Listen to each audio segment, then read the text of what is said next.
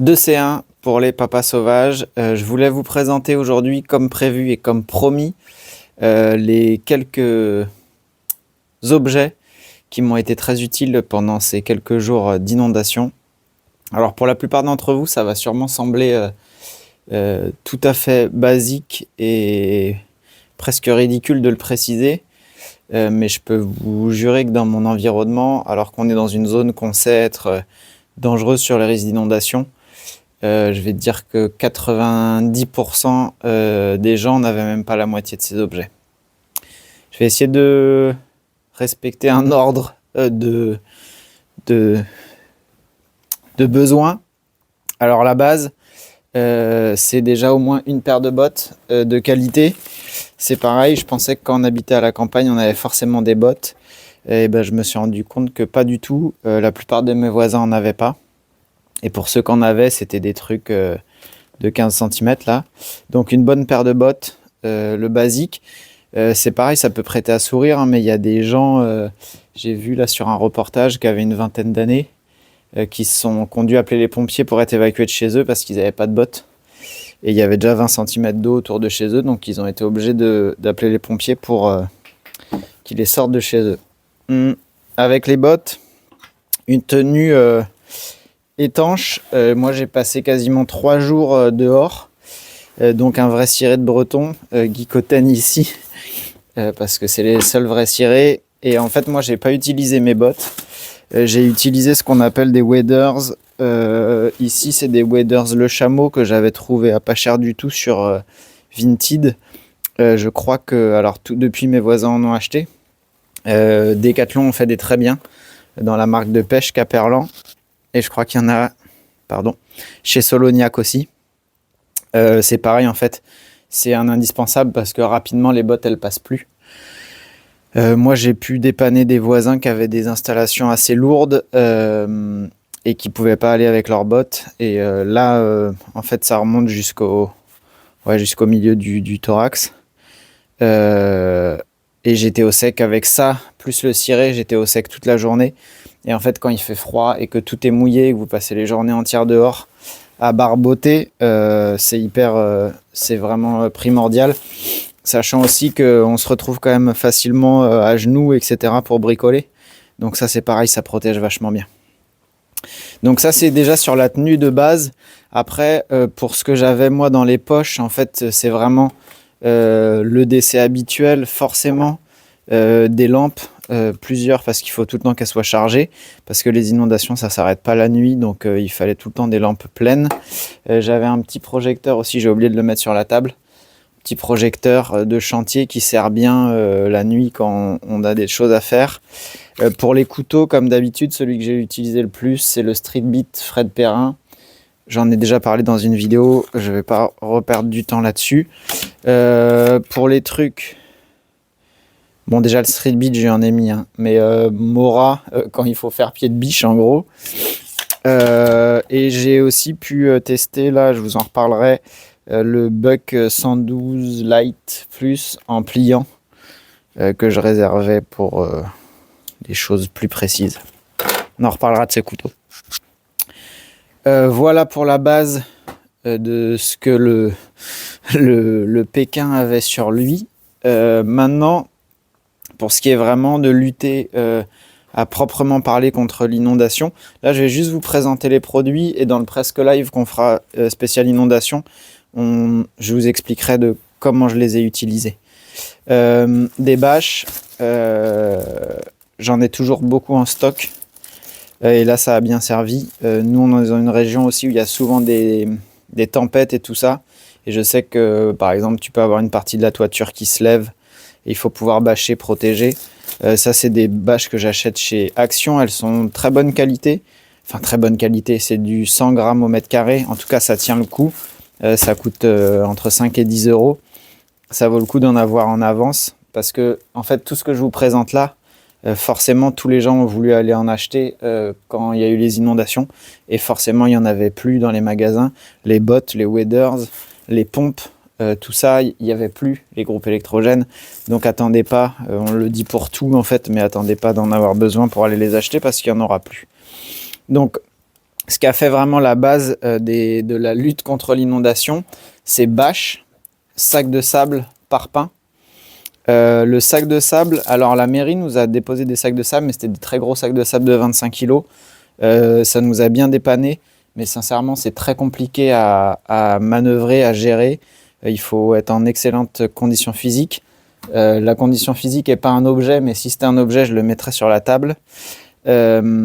Moi, j'avais des sacs, ces petits sacs bleus, c'est les sacs qu'on utilise en Bretagne pour les moules, pour stocker les moules. Et j'ai quelqu'un qui m'en avait donné une quinzaine vides que je gardais dans mon foutoir que vous voyez derrière moi, en me disant que ça servirait bien un jour. Et ben là, ça m'a servi, ça plus le tas de sable que j'ai toujours dans un coin. C'est pareil, tous les matériaux. Avant, juste derrière moi, là, il y avait une grosse chaudière à bois qui était en briques. Bah, toutes les briques, je les ai gardées, je les ai mis sur une palette. Ça faisait un peu rire mes voisins que je stocke des matériaux comme ça. Mais toute ma palette là est partie pendant les inondations parce qu'on a utilisé les briques pour faire des murets. Donc franchement, des matériaux de construction et de bricole, il n'y en a jamais trop dans ces situations-là. Donc les sacs de sable, là, beaucoup plus petits, beaucoup plus malléables que les gros qu'on nous a fournis, qui sont ni plus ni moins que les sacs de sable que vous trouvez chez Casto, Leroy Merlin et tout ça. Ça fait le boulot, mais c'est lourd et des fois c'est trop gros pour passer à des endroits. Je mets ça là. Les parpaings, ceux-là, c'est les parpaings qui nous avaient été fournis par la mairie. Ça doit être des parpaings de 10.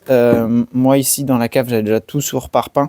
J'avais pris des plus gros parpaings. En fait, les 10, ça va très bien. Encore une fois, c'est plus petit, donc c'est plus léger. Et on s'en rend pas compte, mais à force de manœuvrer toute la journée des trucs, quand ils peuvent être petits, compacts et légers, et faire le même boulot que les gros, on privilégie le petit. Ça va servir à mettre les meubles en sécurité et ça va servir à faire des barrages contre l'eau. Je vous l'expliquerai aussi plus en détail la prochaine fois.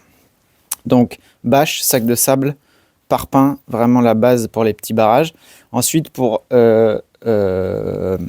éviter la pression, évacuer l'eau, des pompes, j'allais dire des pompes de qualité. Quand je vois le mot titan sur un produit et qualité dans la même phrase, ça y va pas forcément, mais là pour le coup cette pompe là c'est dans mon 2C1 insérien, j'en ai deux pareils, j'en ai une qui marche tout le temps et pour le jour où elle va tomber en panne, celle-ci est prête à la remplacer.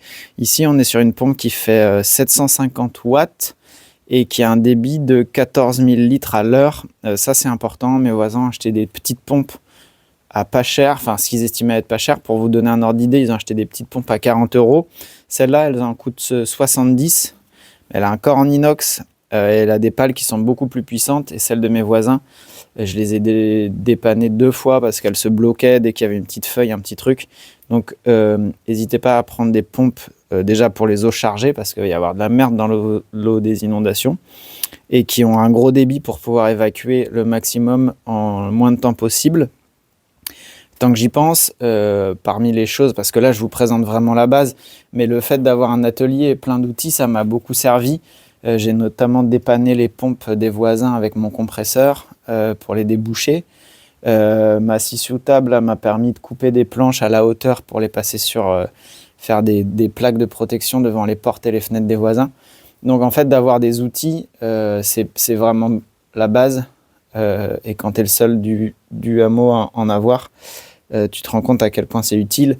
Pareil, je précise pas, mais tout ce qui est clous, marteau, vis, enfin voilà. C'est vrai qu'on est obligé de revenir sur la base, mais en fait, bon, a priori, la base, elle n'est pas commune à tout le monde, quoi. Autre élément indispensable, alors cette fois-ci, on n'en a pas eu besoin parce que l'électricité s'est pas coupée, malgré le fait qu'on ait eu une grosse tempête en même temps que les inondations et qu'on craignait beaucoup que les arbres tombent et coupent les lecs. Le groupe électrogène avec de l'essence. Sur l'essence, alors pareil, je vais en parler bientôt dans une autre vidéo, le type d'essence et la date à laquelle on l'a rempli, très important.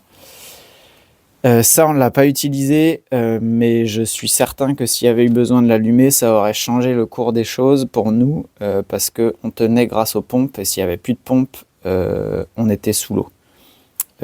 Donc, un indispensable parmi tous. À la limite, j'aurais préféré avoir le groupe électrogène et pas de bottes que l'inverse, parce que ça, c'était vraiment notre sécurité définitive. Donc, un groupe électrogène qui fonctionne. Ensuite, aussi, ouais, j'en ai pas parlé, j'ai pas amené ça, mais c'est vachement bien d'avoir de la bouffe déjà prête, entre guillemets, genre des barres de céréales, des trucs comme ça, parce que bon, moi je me suis retrouvé tout seul à la maison à ce moment-là, et c'est vrai qu'il y a des journées entières où on était en train de bricoler, de faire des trucs, et c'est pas genre à midi, ouais, pause, on va manger les gars, on prend 1 heure, on se retrouve dans 1 heure. Donc d'avoir 2-3 barres de céréales ou autres dans les poches pour pouvoir grignoter sans être obligé de cuisiner pendant 1 heure, c'est bien utile. Ça va être plus pour l'après. C'est un testeur d'humidité. Alors pour l'après ou même pour le pendant, parce que des fois on peut avoir un doute quand l'eau est contre les murs de la baraque. Ça permet de voir est-ce que les murs sont humides, est-ce que c'est rentré. Et une fois que l'inondation est finie, ça permet de bien voir est-ce que c'est en train de sécher ou pas. Et à quel moment c'est sec pour pouvoir repartir sur une vie normale. Voilà, je baisse les yeux et je vois que j'ai oublié, mais forcément avec la pompe vient un tuyau. Ici, vraiment des gros tuyaux. Pareil, donc ça c'est du diamètre 40 et c'est du tuyau Hanley qui est inécrasable. C'est hyper important. Moi j'ai des voisins qui avaient des pompes comme ça, qui ont mis des petits tuyaux d'arrosage de 15.